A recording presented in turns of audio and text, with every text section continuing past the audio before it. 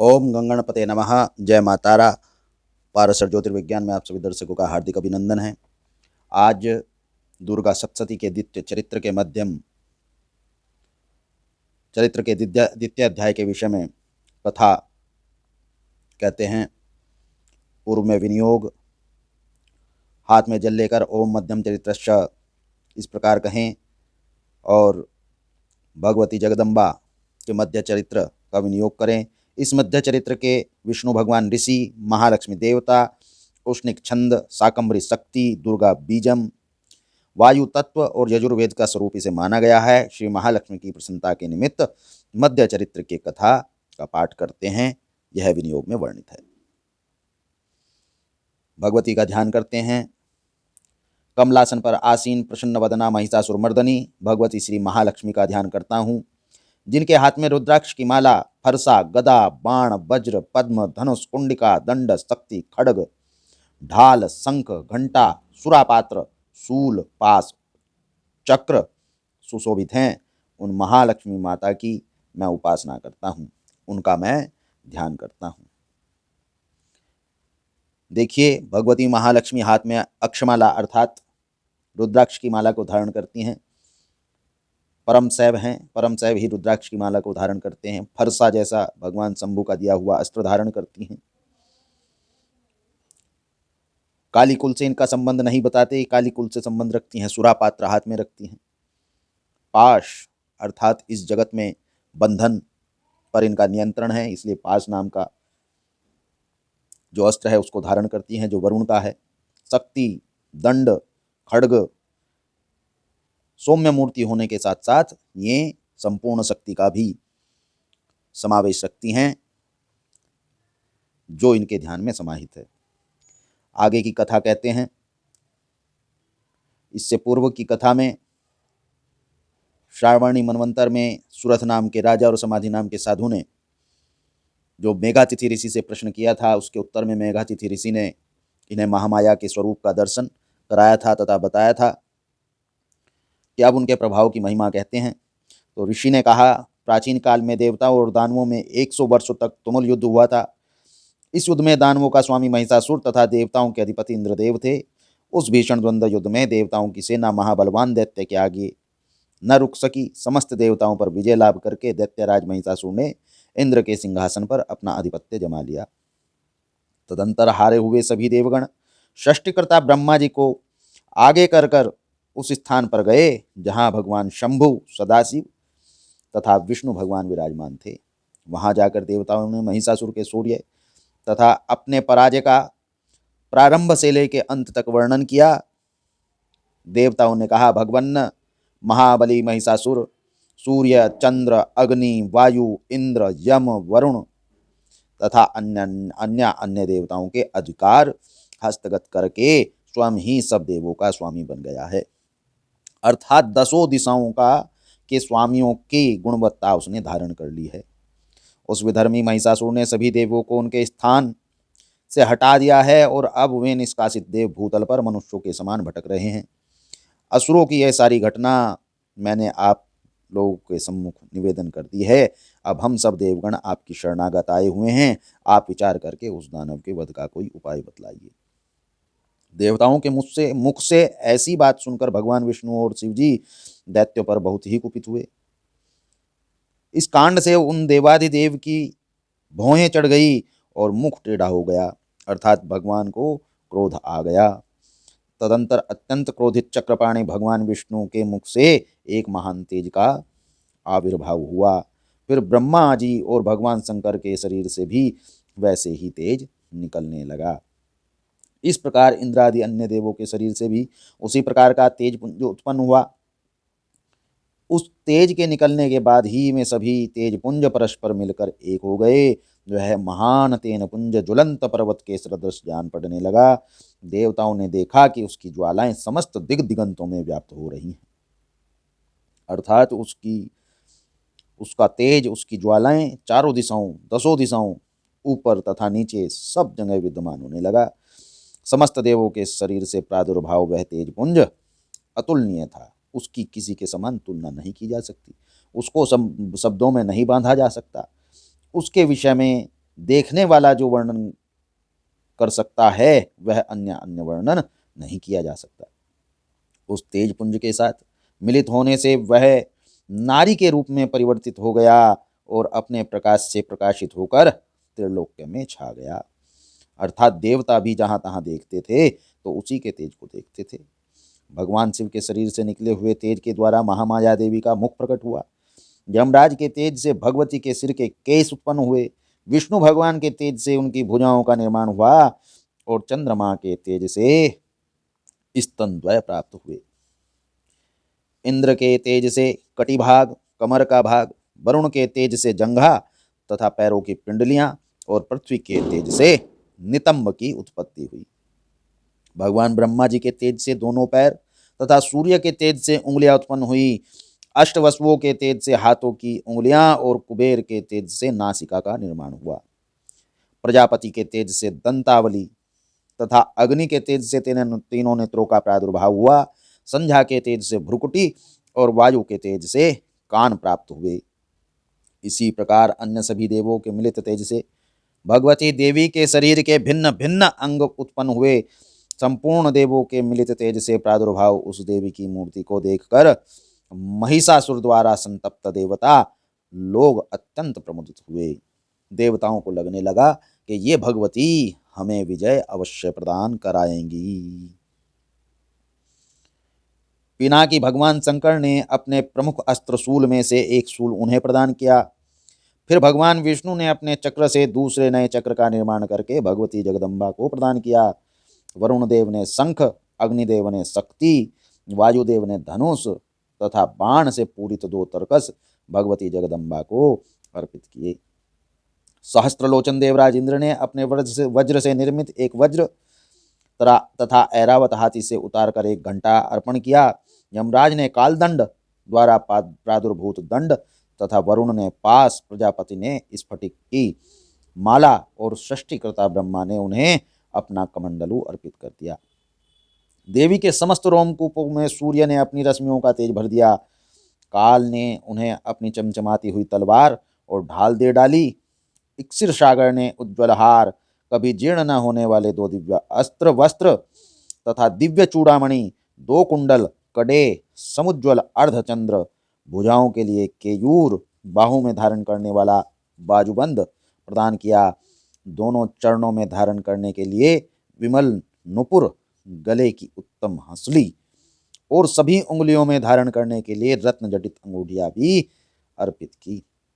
विश्वकर्मा ने उन्हें अपना अत्यंत निर्मल फरसा प्रदान किया। इसके साथ साथ उन्होंने अनेकों प्रकार के अस्त्र और कभी विद्ध न होने वाले कवच, जो कभी कट नहीं सकते, टूट नहीं सकते, किसी भी अस्त्र तेज का प्रभाव जिन पर नहीं होता है, ऐसे कवच और अस्त्रों के अतिरिक्त उन्होंने मस्तक और वक्ष पर धारण करने के निमित्त देवी को सदैव हरे भरे रहने वाले कमलों की बनी हुई मालाएं भी प्रदान की। सागर ने उन्हें सुंदर कमल पुष्प भेंट किए और हिमालय पर्वत ने उनको सवारी के लिए सिंह तथा अनेकों प्रकार के रत्नादि भेंट किए। धन के स्वामी कुबेर ने मधु से पूरित पात्र और संपूर्ण पृथ्वी को धारण करने वाले श्री शेष नागराज जी महाराज ने बहुमूल्य मणियों से भगवती जगदम्बा को विभूषित किया, नागहार का उपहार दिया। इसी प्रकार अन्य देवों ने भी अपने अपने अस्त्र शस्त्र और आभूषण देकर देवी को सम्मानित किया। अर्थात सभी देवताओं ने अपनी सारी शक्तियां, अपने सारे अंग संपूर्ण समर्पण भगवती जगदम्बा के अंदर समाहित कर दिया। इसके अनंतर उच्च स्वर से अट्टहास करते हुए देवी ने बारंबार गर्जना की। उनके भयंकर गर्जन से संपूर्ण आकाश गुंजायमान हो उठा। देवी के घोर गर्जन से उत्पन्न भयंकर शब्द कहीं समा न सका, जिससे तीनों लोग क्षुधित हो गए और समुद्र भी कांपने लगा। पृथ्वी में भूकंप आ गया और समस्त पर्वत हिलते हुए थर्राने लगे। उस समय देवताओं ने अत्यंत प्रसन्न होकर भगवती सिंहवाहिनी देवी का जय जयकार करना प्रारंभ किया। इसके पश्चात महर्षियों ने भी नतमस्तक होकर भगवती जगदम्बा की स्तुति प्रारंभ की। समस्त विश्व को क्षुब्ध देखकर असुर लोग अपनी संपूर्ण सेना को कवचादि से सज्जित कर हाथों में अपने आयुधों को लेकर एकाएक उठ खड़े हुए।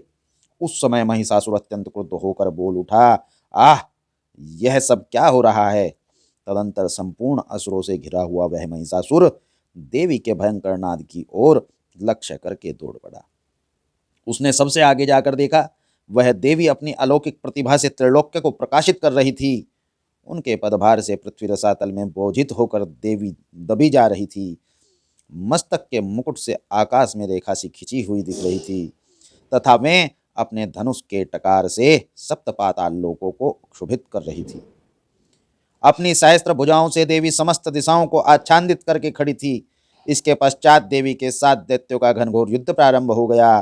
भांति भांति के अस्त्रों शस्त्रों के प्रहार से सभी दिशाएं प्रकाशित हो उठी। महिषासुर का सेनापति चिक्षुर नामक महान असुर था। देवी के साथ उस महाबली दानव का संग्राम होने लगा।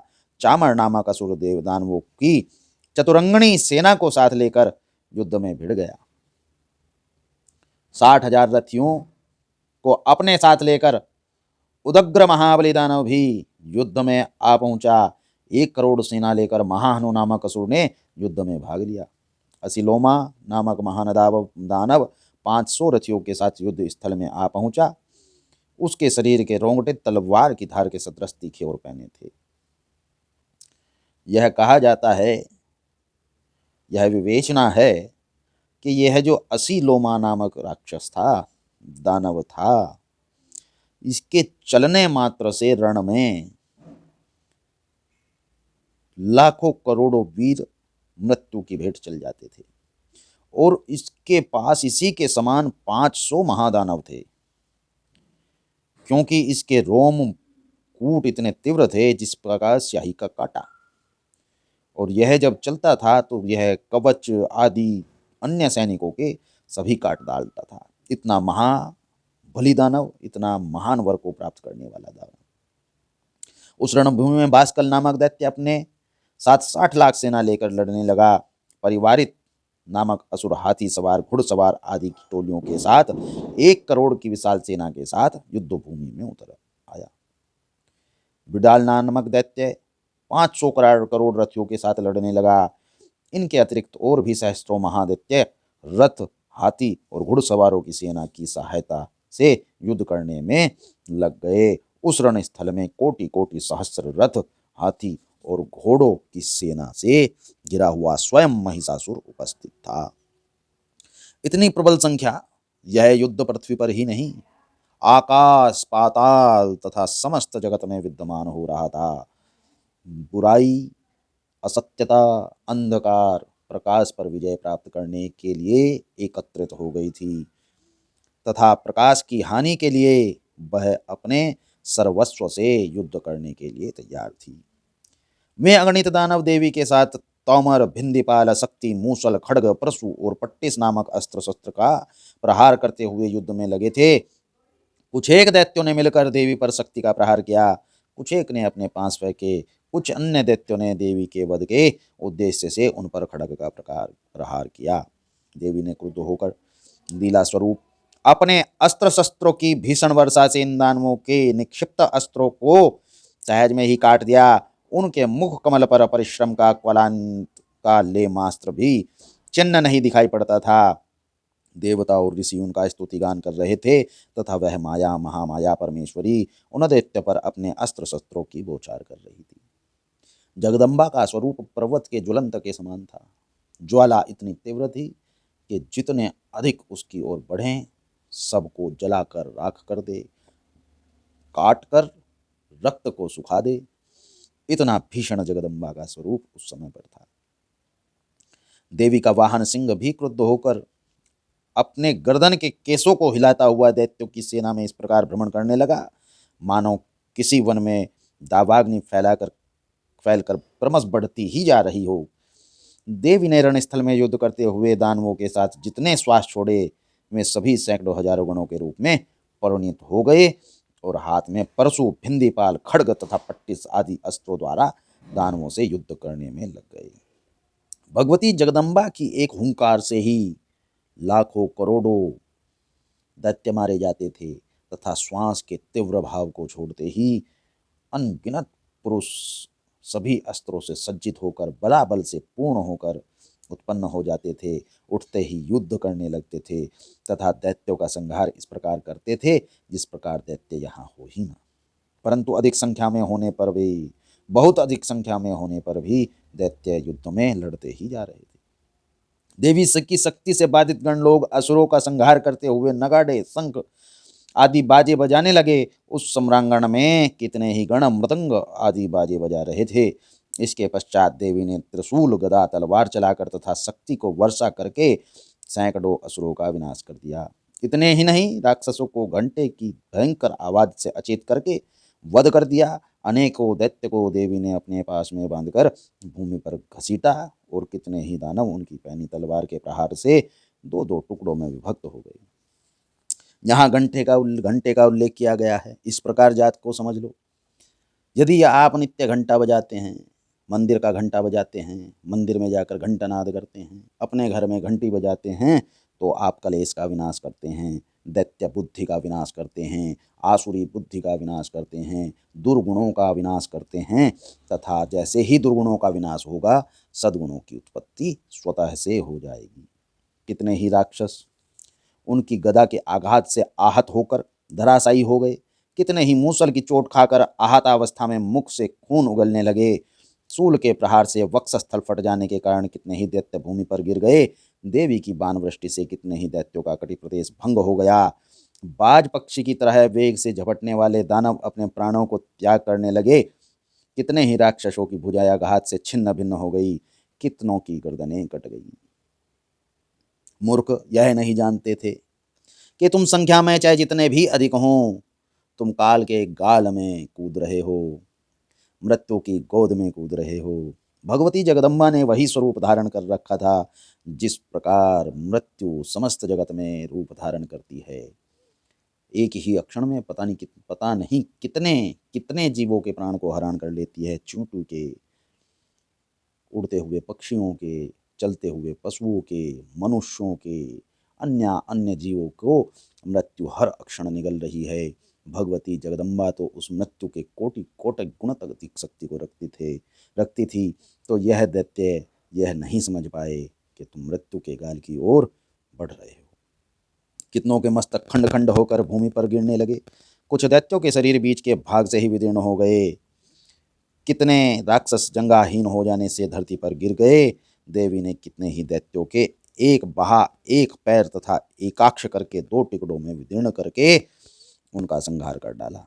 कितने ही योद्धा राक्षस देवी के द्वारा छिन्न मस्तक होकर भी पुनः संभल कर उठते थे और केवल धड़ के सहारे ही अच्छे अच्छे अस्त्र शस्त्रों को हाथ में लेकर युद्ध करने में तत्पर हो जाते। कटे हुए कमंद युद्ध के बाजों के स्वर पर नाचने लगते थे। कटे हुए कितने ही धड़ हाथों में खड्ग शक्ति और दृष्टि नामक हथियार लिए दौड़ते थे और कितने ही अन्य दैत्य ठहर हो कहकर देवी को युद्ध के लिए प्रेरित करते थे। जिस भूमि पर यह घनघोर युद्ध हुआ था, वहां की जमीन देवी द्वारा निक्षिप्त रथ, हाथी, घोड़े और दानवों को लाशों से ऐसे आच्छन्न हो गई थी कि वहां पर किसी का गमन संभव नहीं था। दानव दल में हाथी, घोड़े और मृतक असुरों के शरीर से इतना रक्त प्रवाह हुआ था कि वहां कुछ ही क्षणों में खून की बड़ी बड़ी नदियां प्रवाहित होने लगी।